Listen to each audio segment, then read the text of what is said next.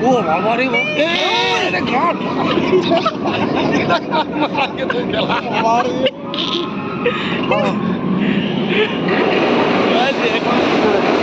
না না একটা সিরিয়াসলি বলছি ইয়াদের যে অবস্থা এখন এগুলা এখন নিশাব নিতে পারবে এগুলা এখন নিশাব নিতে পারবে এগুলা সব ঝুলে গেছে আরের লোকগুলোর বেশি অসুবিধা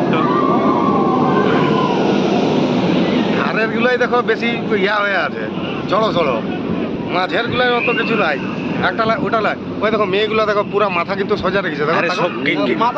আরে সবাই আমাদের মতো না জেনেই চেপে ফেলেছে বুঝলে আমরা জানিনি চেপে গেছি